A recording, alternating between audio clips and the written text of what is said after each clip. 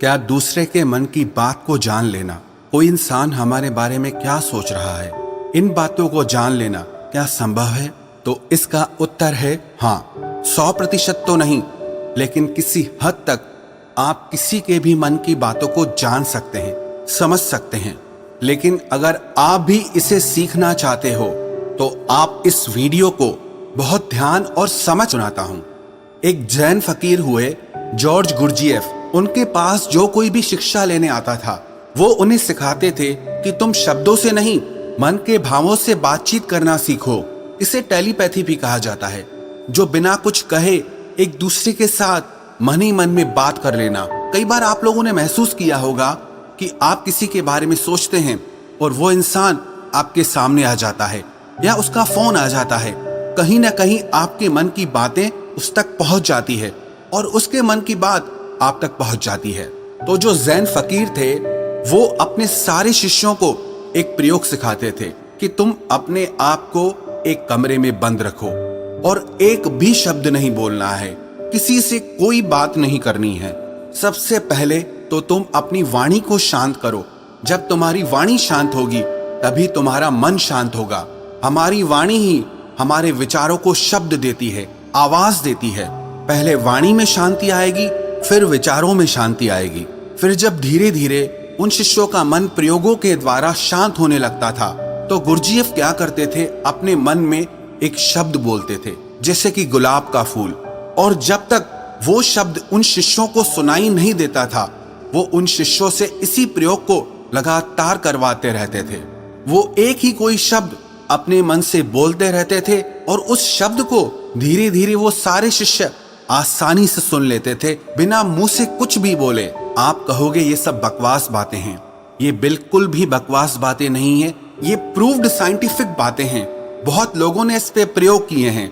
आपने कभी देखा, जो मनोवैज्ञानिक होते हैं वो बहुत से लोगों के चेहरे के हाव भावों को देखकर, उनकी बातों को सुनकर उनके मन की बात जान लेते हैं। तभी मनोवैज्ञानिक लोगों के सामने सब लोग अपने दिल की हर बात खोल कर रख देते हैं। उन्हें लगता है कि इन्हें हमारे बारे में सब कुछ समझ में आता है, ये तो हमारे मन की बातें पढ़ लेते हैं। जो लोग मनोवैज्ञानिकों के पास जाते हैं उन्हें लगता है कि इस मनोवैज्ञानिक के पास तो कोई चमत्कारी शक्ति है। सच कहूं, उसके पास कोई चमत्कारी शक्ति नहीं। उसने बस अपने विचारों को शांत करके, खुद के विचारों में ठहराव ला करके, उसने अपने भावों को, अपनी ऊर्जा को आपसे कनेक्ट कर लिया। इसलिए जो भी आपके हाव भाव हैं उसकी ऊर्जा को वो मनोवैज्ञानिक महसूस कर पाता है, समझ पाता है। सीधा सरल सा सूत्र है कि जब तक आप बोलते रहते हैं सामने वाले सुनते रहते हैं। आप बोलना बंद करते हैं तभी सामने वाला जो बोल रहा है वो आप सुन पाते हैं। यदि आप दोनों ही लगातार बोलते रहेंगे तो किसी को कुछ समझ भी नहीं आएगा। ठीक इसी तरह यदि आपका मन चुप है तभी आप किसी दूसरे का मन सुन सकते हैं। मन के चुप होने का मतलब है कि आप विचार और कल्पनाओं से बाहर निकलकर पूर्णतः शांत हो जाएं। इसे ही चित्त का शांत होना कहते हैं। कहते हैं कि इस मन की शक्ति योग के बल पर जो योगी लोग होते हैं वो चींटियों के पैरों में बंधे घुंघरू की आवाज तक भी सुन सकते हैं। तो लोगों के मन में तो दुनिया भर का शोर मचा हुआ है, वो आपको कैसे नहीं सुनाई देगा। लेकिन इसके लिए आपको एक बात बता दूं, जिन लोगों का मन बहुत चंचल रहता है, बहुत दौड़ता रहता है, ऐसे लोग अपने ही मन की बातों को ठीक से नहीं समझ पाते तो वो किसी और के मन की बात को क्या समझ पाएंगे। मैंने एक कहानी सुनी। एक फकीर हुए लाओ त्सु, वो अपने एक शिष्य के साथ रोज सुबह में वॉक करने जाते थे। एक दिन जो उनका शिष्य था तो उस दिन उनका शिष्य अपने मित्र को भी साथ लेकर आया। तो मॉर्निंग वॉक के टाइम पे उनका शिष्य और उसका मित्र भी साथ साथ चलने लगा।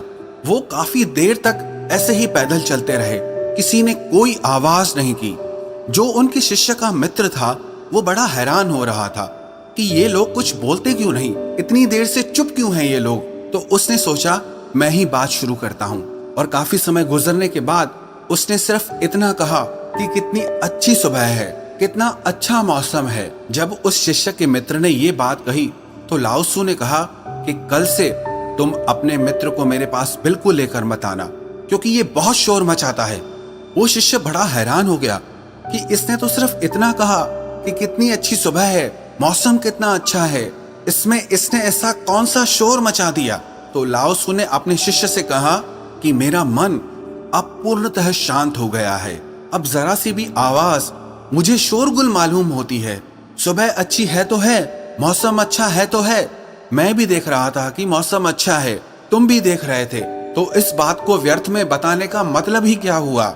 मेरे मन में ऐसी शांति भर गई है कि ये व्यर्थ की बातें मुझे अब बिल्कुल अच्छी नहीं लगती, क्योंकि मैं बिना बोले ही सब कुछ सुन सकता हूँ और बिना कहे ही सब कुछ कह सकता हूँ। तो मैं शब्दों को बोलकर और सुनकर अपनी उस शक्ति को क्यों नष्ट करूं। जब मैं बिना बोले सुन सकता हूँ, बिना कहे भी कह सकता हूँ, तो मुझे शब्दों की जरूरत ही नहीं है। अगर आप भी चाहते हैं कि आप दूसरे लोगों के मन की बात जान सकें, तो उसके लिए आप एक प्रयोग करें। सबसे पहले आप दिन में कुछ समय निश्चित करें कि इस समय से इस समय तक आप कुछ नहीं बोलेंगे, और उस समय पे आप एक आसन में बैठना सीखिए और अपने मन में जरा गहरे झांक कर देखिए कि वहां क्या चल रहा है। आपको कोई प्रतिक्रिया नहीं देनी, बस देखना है, और धीरे धीरे इसे देखते हुए आपका मन शांत होने लगेगा। इसे ही महात्मा बुद्ध ने आनापानसति योग कहा है, जिसमें आपका पूरा ध्यान आपकी श्वासों पर रहता है।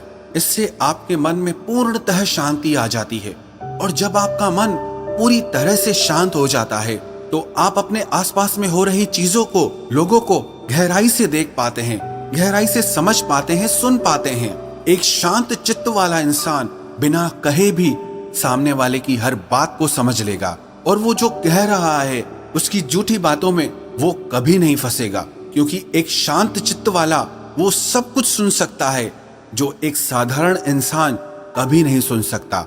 अगर आप भी चाहते हैं कि आप लोगों का मन पढ़ सकें, उनके मन में चल रही भावनाओं को महसूस कर सकें, तो उसके लिए आप अपने मन को शांत करने का अभ्यास करें।